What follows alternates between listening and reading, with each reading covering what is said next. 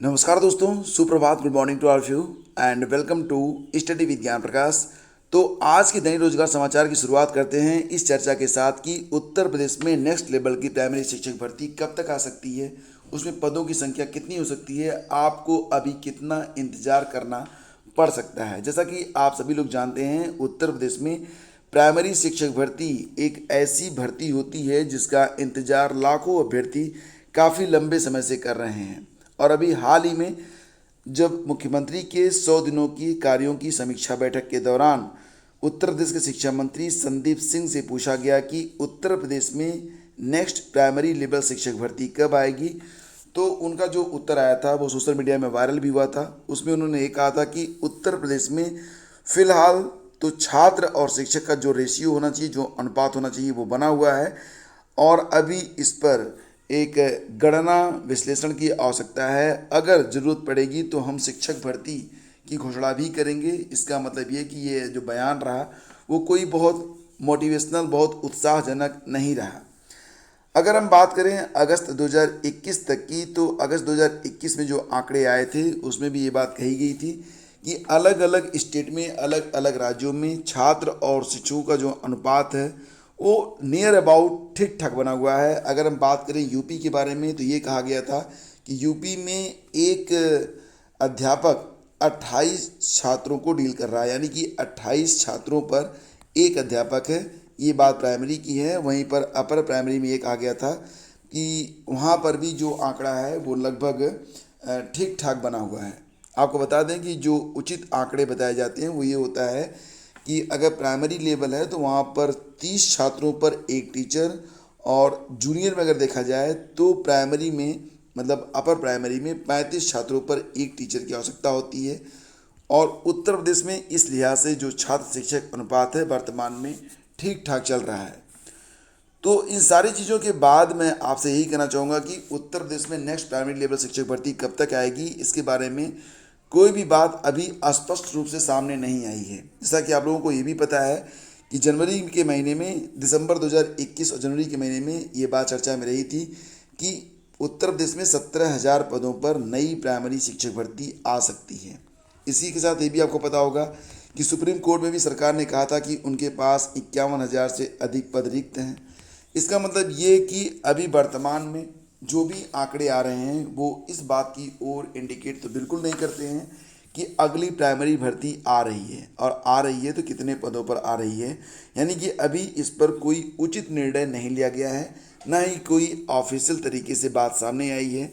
तो यहाँ पर फ्रेंड्स, जो लोग उत्तर प्रदेश में प्राइमरी शिक्षक भर्ती परीक्षा का इंतजार कर रहे हैं उन लोगों को ये कहना चाहूँगा कि वर्तमान में भी जो अवसर आपके सामने उपलब्ध हैं आप उन पर भी नज़र डालें, थोड़ी सी मेहनत आप करते रहें। यूँ बैठकर इंतज़ार करना उचित प्रतीत नहीं होता है। तो अगली प्राइमरी शिक्षक भर्ती में 3 महीने का वक्त लगेगा या 4 महीने का वक्त लगेगा, या फिर हो सकता है कि 2 महीने के बाद वैकेंसी आए। ये बातें बिल्कुल स्पष्ट रूप से कोई भी कह नहीं सकता है। मैं आपको हर बात स्पष्ट कहूँगा। हो सकता है कि कुछ बातें यहाँ पर कड़वी लगें, कुछ बातें मेरी आपको निराशाजनक लगें, लेकिन जो सच्चाई है वो मैं आपको बताता हूँ कि फ़िलहाल अभी उत्तर प्रदेश में नेक्स्ट लेवल की जो प्राइमरी शिक्षक भर्ती है वो कब तक आएगी, इसके बारे में कुछ भी स्पष्ट रूप से कह पाना न तो किसी ने कहा है, ना ही मैं कह पाऊँगा कि अगली भर्ती कितने दिनों में आ सकती है। हाँ, इतना ज़रूर है कि शिक्षक भर्ती आएगी तो ज़रूर, लेकिन आपको कितना इंतज़ार करना पड़ेगा ये मैं नहीं कह सकता। इसलिए बेहतर होगा कि जो लोग प्राइमरी में शिक्षक बनने का इंतजार कर रहे हैं वो अन्य विकल्पों की ओर भी तलाश करते रहें। वर्तमान में जो विकल्प उपलब्ध हो रहे हैं, काफ़ी बड़ी बड़ी वैकेंसी जा रही हैं लगभग हर विभाग में, तो उस पर भी आप लोग अपना दिमाग फोकस रखें। जैसे कि वर्तमान में अगर आप नेट क्वालिफाई हैं तो आप डिग्री कॉलेज में जाकर असिस्टेंट प्रोफेसर के लिए अप्लाई कर सकते हैं। अगर आप बीएड हैं तो टीजीटी और पीजीटी के लिए भी आवेदन कर सकते हैं। और इसके अलावा यूपी पुलिस में भी वैकेंसी आने वाली है। इसके अलावा जो अन्य विभाग हैं जैसे कि DSSB है, NBS है, वगैरह में भी शिक्षक भर्ती होने वाली है, और इसमें भी प्राइमरी लेवल की जो शिक्षक भर्ती है उसके लिए भी पद रहेंगे। तो जो भी अवसर आपके सामने उपलब्ध हों उन अवसरों को भुना लीजिए, और यही कहूँगा कि आप सिर्फ एक के इंतज़ार में, ओवर एज होने का इंतज़ार मत कीजिए। और अगर ये अवसर आपको मिलता है तो अच्छी बात होगी, लेकिन जो अवसर फ़िलहाल सामने है उस पर तो आप बिल्कुल फोकस रहिए। तो इन शॉर्ट फिर से कहना चाहूँगा कि प्राइमरी शिक्षक भर्ती के बारे में कोई फिक्स डेट नहीं है, ना ही अभी सीटों की संख्या फिक्स है। इसलिए वर्तमान समय में जो लोग प्राइमरी में शिक्षक बनना चाहते हैं वो लोग अन्य अवसरों की ओर भी देखें और उन पर काम भी करें, पढ़ाई करें। निश्चित रूप से आपको सफलता मिलेगी, आपको आपकी मंजिल मिल जाएगी। और इसी के साथ बताना चाहेंगे कि उत्तर प्रदेश लेखपाल वैकेंसी के तहत इस समय अगर आप सोशल मीडिया खोलेंगे तो लेखपाल भर्ती से बने हुए, लेखपाल भर्ती परीक्षा से के नाम पर बने हुए जितने भी ग्रुप बने हुए हैं, पेज बने हुए हैं वहाँ पर, और मैं खुद देखता हूँ कि नीचे अभी आप देखेंगे, खुद ही देखेंगे कि कमेंट बॉक्स में कई लोग कमेंट करके जाएंगे कि लेखपाल भर्ती परीक्षा 24 तारीख को नहीं हो पाएगी।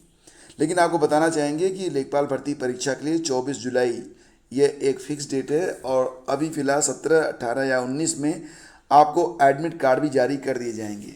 तो फिलहाल अभी जो बैठक हुई थी हाल ही में, यहाँ पर आपने देख लिया है कि आयोग ने स्पष्ट कर दिया है कि 24 जुलाई को ही इसका एग्ज़ाम कंडक्ट होगा।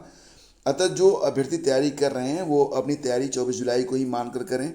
और अगर आप सोशल मीडिया के चक्कर में पड़ते हैं तो एक बड़ा अवसर आपके हाथ से निकल जाएगा। फिलहाल फ्रेंड्स यही कहना चाहूँगा कि इसके जो एडमिट कार्ड हैं वो 17 से 19 जुलाई के बीच में जारी कर दिए जाएंगे, और आपके पास जो भी स्टडी मटेरियल है, जैसे भी आप पढ़ाई कर रहे हैं, लगातार पढ़ते रहें, रिवीजन भी साथ साथ करते रहें, मॉक टेस्ट जितना दे सकते हैं वो देते रहें। तो लेखपाल भर्ती पर जो संशय है उसमें आप न फंसें। फिलहाल जो आपको बिल्कुल स्पष्ट दिखाई दे रहा है वो ये है कि 24 जुलाई को परीक्षा होनी है, और यही ऑफिशियल तरीके से बात सामने आई है। तो 24 जुलाई को ही अपना लास्ट डेट मान कर चलें और अपनी तैयारी को आगे बढ़ाते रहें। आज 13 जुलाई हो चुकी है। टीजीटी पीजीटी में आवेदन के लिए जो तिथि थी वो फिलहाल तो ख़त्म हो चुकी है 10 तारीख को, 10 जुलाई को, लेकिन इसमें आवेदन तिथि बढ़ाने की मांग की जा रही है अभ्यर्थियों के द्वारा, क्योंकि उनका कहना है कि बहुत सारे ऐसे भी कॉलेज हैं जिन्होंने अभी तक ना तो बीएड का और ना ही स्नातक का परिणाम जारी किया है। तो परिणाम जारी करने तक के लिए ये डेट एक्सटेंड करनी चाहिए। तो ये बात जितने भी अभ्यर्थी हैं उन्होंने अपनी बात रखी है आयोग के समक्ष। लेकिन फिलहाल आपसे तो यही कहना चाहूँगा कि डेट के आगे बढ़ने की उम्मीद कम ही प्रतीत होती है। अगर डेट आगे बढ़ती है तो अच्छी बात है, लेकिन फिलहाल अभ्यर्थी जो है मांग भी कर रहे हैं कि डेट को एक्सटेंड किया जाए। स्नातक में दाखिले के लिए 15 जुलाई से CUET परीक्षा NTA के द्वारा आयोजित होगी, और इसके लिए फर्स्ट राउंड के लिए जो एडमिट कार्ड हैं वो जारी कर दिए गए हैं। तो फर्स्ट राउंड की जो परीक्षा होगी वो आपको बता दें कि देखो ये जो पूरी परीक्षा है ये 15 जुलाई से 20 अगस्त के बीच में होगी। देश भर के 90 विश्वविद्यालय हैं जो कि CUET के आधार पर दाखिला देंगे, और इसके लिए कुल 14,90,000 लगभग 15 लाख अभ्यर्थियों ने आवेदन किया है। NTA ने चरण 1 यानी कि स्लॉट 1 के लिए एडमिट कार्ड को जारी कर दिए हैं। इसमें 98% छात्रों को उनकी पसंद के ही जो परीक्षा केंद्र हैं वो अलॉट किए गए हैं। बदलाव के लिए NTA को ईमेल आप कर सकते हैं। अगर परीक्षा केंद्र में आप बदलाव चाहते हैं तो NTA को आप ईमेल डाल सकते हैं। और विश्वविद्यालय अनुदान आयोग के chairman professor AM Jagdish Kumar ने छात्रों से परीक्षा की तैयारी तनाव मुक्त होकर करने की सलाह दी है। उन्होंने पाठ्यक्रम के तहत ही कहा है कि पाठ्यक्रम के अनुरूप ही प्रश्न पूछे जाएंगे। पहले स्लॉट की जो परीक्षा होगी 15 से शुरू होकर 16, 18 और 20 जुलाई तक चलेगी। इसमें 8,10,000 छात्र शामिल होंगे।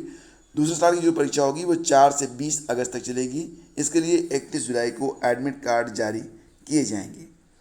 और PCS मेंस के लिए 1285 अभ्यर्थी सफल घोषित हुए हैं। तो उत्तर प्रदेश लोक सेवा आयोग ने सम्मिलित राज्य प्रवर अधीनस्थ सेवा यानी कि PCS मुख्य परीक्षा 2021 के लिए 1285 अभ्यर्थियों को सफल घोषित किया है। आयोग ने मंगलवार को PCS मेंस का रिजल्ट जारी कर दिया है। हालांकि मानक से कम अभ्यर्थी ही इंटरव्यू के लिए क्वालिफाई कर सके हैं। तो रिजल्ट आयोग कार्यालय के सूचना बोर्ड और वेबसाइट पर उपलब्ध है। आयोग ने PCS के 678 पदों पर भर्ती के लिए मुख्य परीक्षा इस वर्ष 23 से 27 मार्च तक प्रयागराज, लखनऊ और गाजियाबाद के विभिन्न केंद्रों पर आयोजित की थी। परीक्षा में कुल 5,997 अभ्यर्थी शामिल हुए थे।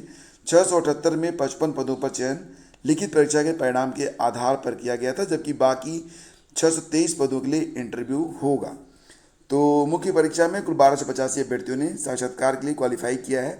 पदों की संख्या के मुकाबले तकरीबन 2 गुने अभ्यर्थी ही इंटरव्यू के लिए क्वालिफाई कर सके, जो कि मानक के अनुरूप 3 गुना अभ्यर्थियों को क्वालिफाई करना चाहिए था। तो फिलहाल फ्रेंड्स अगर आप इस बार सफल नहीं हुए हैं तो नेक्स्ट लेवल आपका ही है। PCS 2023 की तैयारी में आप लोग लग जाएं और आपकी इच्छा शक्ति से बढ़कर इस धरती पर और कुछ भी नहीं है। अगर आप सोच रहे हैं तो आप कर भी सकते हैं, बस अर्थ है कि आपको थोड़ी सी मेहनत तो करनी पड़ेगी। और फिलहाल ये थी पूरी जानकारी। और यूपीपीसीएस के लिए जो पूरा का पूरा जो सिलेबस होता है उस पर हम डिस्कशन कई बार कर चुके हैं। अगर आप कहेंगे तो मैं दोबारा से भी आपको यूपीपीसीएस 2023 के लिए पूरा का पूरा जो चयन प्रक्रिया है, प्री और मेंस का जो पाठ्यक्रम है, इंटरव्यू वगैरह जो होता है, सारी चीज़ें मैं आपको फिर से स्पष्ट कर दूंगा। और देखिए यहाँ पर शिक्षक भर्ती के रिजल्ट के लिए घेरा पीएनपी कार्यालय। तो एडेड जूनियर हाई स्कूलों में सहायक अध्यापक और प्रधानाध्यापक के पदों पर भर्ती के लिए आयोजित परीक्षा का संशोधित परिणाम जारी किए जाने की मांग को लेकर अभ्यर्थी जो हैं वो प्रयासरत है और उन्होंने पीएनपी का घेराव किया है और ये कहा है कि अतिशीघ्र एडेड जूनियर हाई स्कूल का जो रिवाइज रिजल्ट है वो जारी किया जाना चाहिए। जैसा कि आप लोगों को पता है कि सहायक अध्यापक के 1504 पद और प्रधानाध्यापक के कुल 390 पदों पर ये परीक्षा हुई थी अक्टूबर में। नवंबर में इसका परिणाम जारी किया गया था। परिणाम जारी होने के बाद बहुत सारे अभ्यर्थियों ने ये आरोप लगाया था कि जितना उन्होंने प्रश्न किया है उसके अनुरूप उनको अंक नहीं मिले हैं। जिसके बाद कुछ कापियों को जब चेक किया गया तो दावे सही साबित हुए। तो अब सभी कापियों को जांचा जा रहा है और इसके बाद नया रिजल्ट जल्द ही डिक्लेयर किया जाएगा। कहा गया था कि 10 तारीख के बाद रिजल्ट डिक्लेयर होगा, तो आज 13 तारीख हो गई है। देखते हैं कि इसका परिणाम कब तक सामने आता है। और UPSSC अब एक नई पहल करने जा रहा है, जैसा कि आप लोग जानते हैं। वहाँ पर अगर आप upSSC.gov.in वेबसाइट पर जाएंगे तो वहाँ पर आपको एक पेज मिलेगा और उस पेज पर अगर आप अपनी सारी जानकारी बिल्कुल सही सही डाल देते हैं तो अगली बार जब भी कोई शिक्षक भर्ती परीक्षा होगी या फिर UPSSC की कोई भी परीक्षा होती है तो उसमें सिर्फ आप अपना नाम, जन्मतिथि वगैरह डालकर तुरंत ही अप्लाई कर पाएंगे। तो इसके लिए UPSSC जो है वो अभ्यर्थियों का डेटा बैंक तैयार कर रहा है। तो ये जो जानकारी है आपके लिए काफ़ी अहम है। बहुत सारे लोग OTR की जो प्रक्रिया है उसको कंप्लीट भी कर रहे हैं। OTR का मतलब होता है वन टाइम रजिस्ट्रेशन। इसके लिए जो लिंक है वो UPSSC की वेबसाइट पर उपलब्ध है। अगर आपने OTR का फॉर्म कंप्लीट नहीं किया तो कर लीजिए, ये आपके लिए काफ़ी सहूलियत प्रदान करेगा। तो फ्रेंड्स, ये थी आज की पूरी जानकारी। और अगर ये सेशन आपको अच्छा लगा है तब प्लीज़ आप इसे लाइक और शेयर जरूर किया करें। हमारी पूरी कोशिश रहती है कि हम आपके लिए सिर्फ और सिर्फ सही खबरें लाएं और सही समय पर ले आएँ। अपने प्रयास में हम कितने सफल होते हैं ये आपके लाइक्स और आपके शेयर से हमें पता चल जाता है। Thank you so much.